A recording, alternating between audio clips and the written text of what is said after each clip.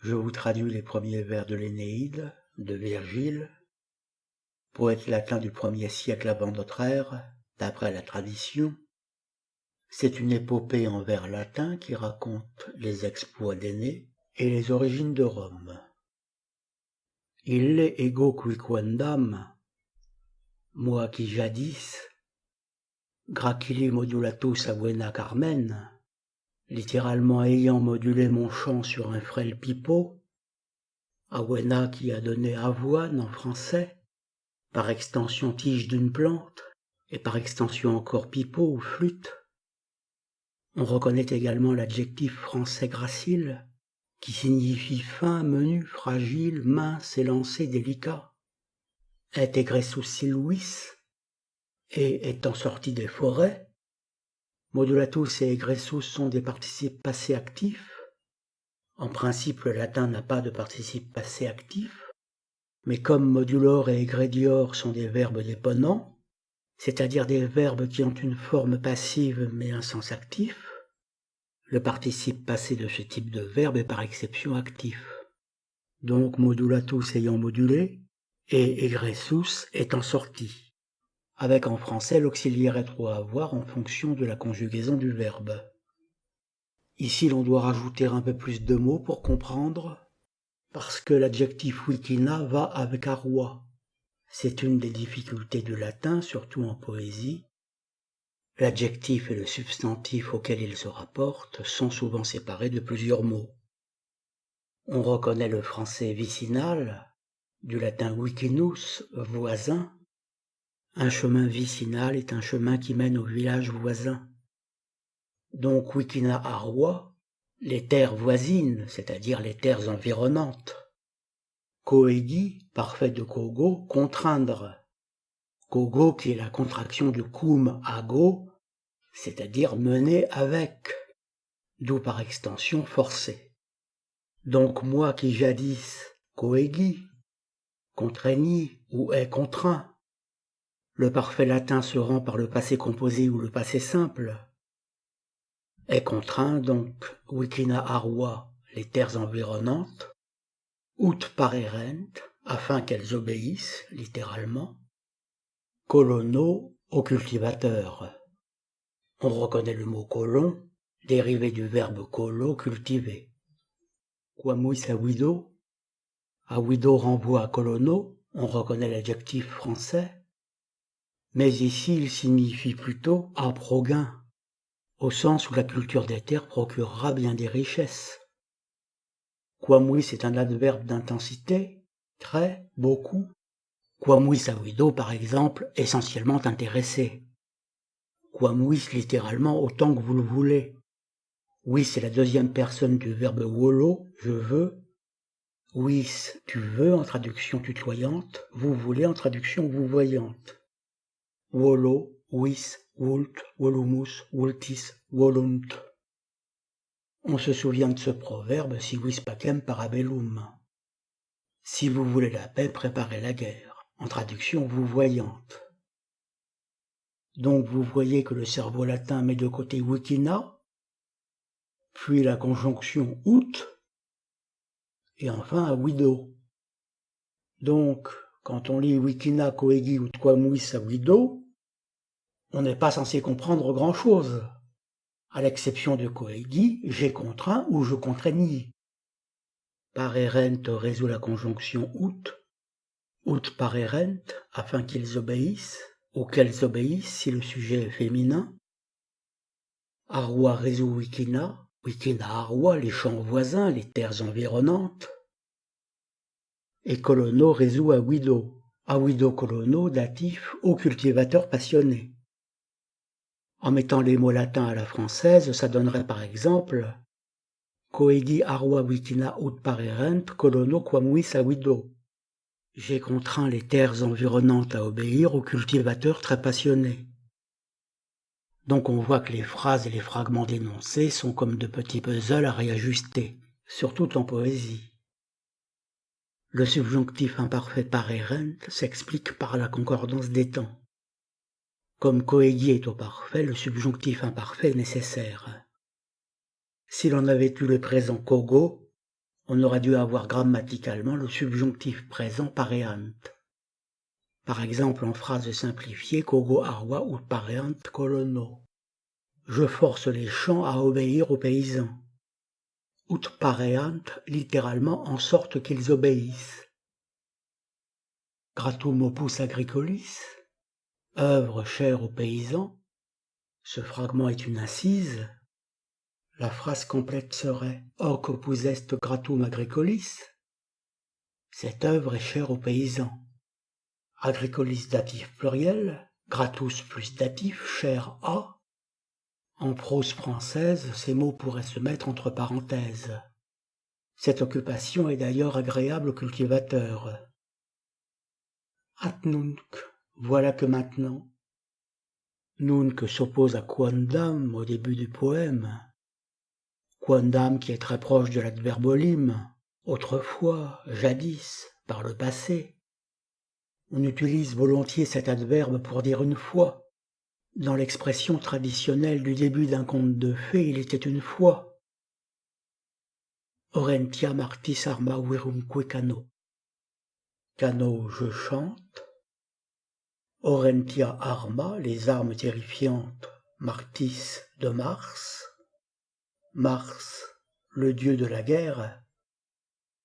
Virumque est l'homme, littéralement. On reconnaît l'adjectif viril. On traduit souvent vir, ici virum à l'accusatif, par le héros. Je chante le héros.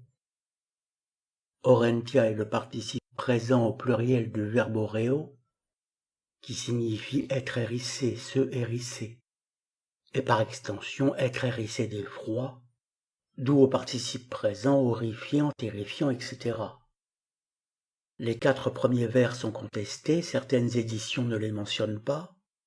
L'Énéide commence traditionnellement par Arma virumque cano, je chante les armes et le héros. On n'en saura évidemment jamais rien. En général, les spécialistes s'accordent à penser que ces 4 premiers vers sont très beaux. On peut romancer l'histoire et imaginer que Virgile a rajouté ces vers dans la marge, après avoir composé entièrement son poème.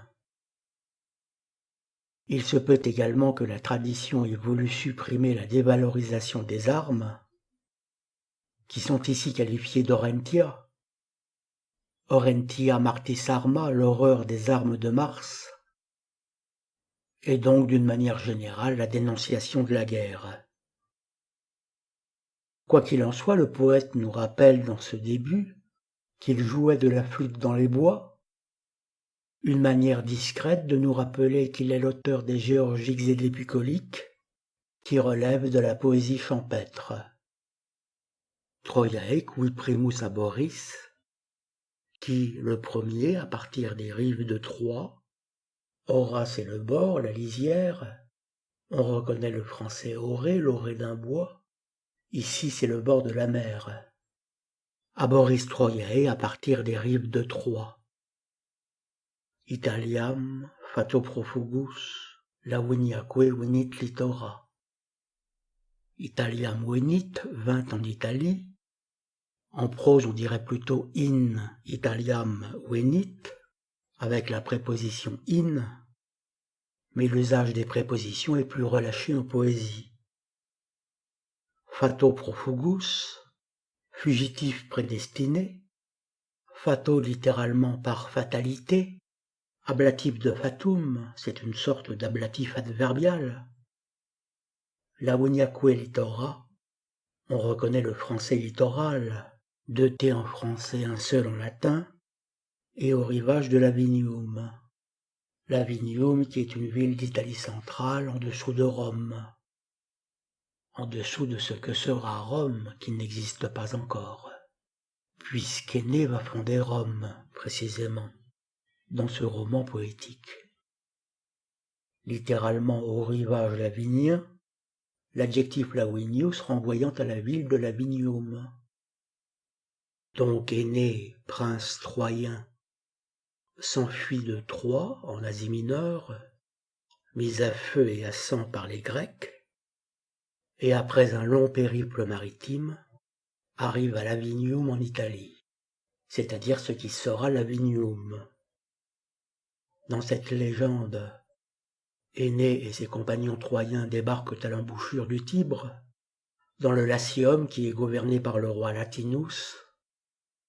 Il épousera sa fille Lavinia et fondera donc la ville de Lavinium en son honneur. Multum ille atteris iactatus et alto. Il l'est celui-ci. Multum iactatus, beaucoup ballotté littéralement. Et terris et alto est sur terre et sur mer. Altum sous-entendu mare, la haute mer.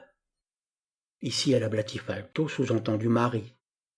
La préposition in est également sous-entendue. La formule complète en prose serait par exemple et in terris et in alto mari. Vous voyez que l'accusatif est passé nominatif à la faveur du pronom relatif qui. Cano virum ou erum accusatif, je chante l'homme, le héros. Qui, nominatif. Ce qui explique tous les nominatifs que nous trouvons après, primus, profugus, et maintenant ille iactatus. On a eu le même procédé avec arwa tout à l'heure qu'oigi arwa ut parerent, c'est-à-dire ut arwa parerent. Arwa, qui était accusatif de coegi, devient sujet de parerent, à la faveur de la conjonction ut. Oui superum, par la force de ceux d'en haut. Superum pour superorum, génitif pluriel. On peut considérer deorum comme sous-entendu. L'expression complète en prose pourrait être oui superorum deorum, par la force des dieux d'en haut. Il est fréquent que les poètes utilisent quand c'est possible des sortes de génitifs allégés, superum pour superorum, deum pour deorum, etc. Ce qui leur permet de contourner ces génitifs pluriels à rallonge peu esthétiques. Saevae memorem iunonis obiram, à cause de la colère tenace de la cruelle Junon. Si l'on remet ces mots latins dans l'ordre français, cela donne par exemple obiram memorem saevae iunonis. La déesse Junon est en colère car elle pressent, elle sait, elle devine qu'Énée va débarquer en Italie pour fonder la ville de Rome, ou plus précisément pour devenir l'ancêtre de cette fondation, ce qui va nécessairement concurrencer la ville préférée de Junon, à savoir Carthage, contra Italiam ou Italiam contra, en face de l'Italie dans l'actuelle Tunisie. Samos post habita, comme le précise Virgile, Samos ayant été relégué en deuxième position, littéralement habitat ayant été considéré post après. Multa quoque et bello passus, et pour etiam aussi, passus ayant souffert, ou il souffrit si l'on considère est comme sous-entendu, passus est, il souffrit, ou il a souffert. Multa quoque est de nombreuses choses aussi littéralement, et bello également à la guerre. Dum conderet urbem inferetque deos latio. Jusqu'à ce qu'il fonde une ville et qu'il importe ses dieux au Latium. Ou jusqu'à ce qu'il fondit une ville, avec le subjonctif imparfait si l'on veut respecter la concordance des temps en français, et qu'il importa ses dieux au Latium. Mais le français moderne est plus tolérant sur la concordance des temps. En latin, on n'a pas le choix, elle est obligatoire. Genus unde latinum, albanique patres, atque altae moenia Romae. D'où la race latine, unde genus latinum. Le verbe est sous-entendu, par exemple creatum est, a été créé. Albanique patres et les pères albins, les pères c'est-à-dire les ancêtres. Atque altae moenia Romae, ainsi que les murailles de la haute Rome. On peut considérer qu'il y a ici une hypallage, c'est-à-dire un transfert de l'adjectif sur un autre mot de la phrase. Quand on dit par exemple « il travaillait à la lueur d'une lampe studieuse », ce n'est évidemment pas la lampe qui est studieuse, mais le personnage dont il est question, il travaillait, virgule, studieux, virgule, etc. Ici l'adjectif altae qui se rapporte à Rome, altae Romae de la haute Rome, renvoie plutôt à Moenia, alta Moenia Romae, les hautes murailles de Rome. Mais ce n'est là qu'une spéculation dans le cadre d'une traduction libre. Comme il n'y a pas de verbe sur cette fin de phrase, on ne peut pas savoir si genus latinum et Moenia sont sujet ou objet, car les mots neutres ont la même forme au nominatif et à l'accusatif. C'est l'adjectif Albani qui nous montre que ce sont des nominatifs, car à l'accusatif on aurait Albanos.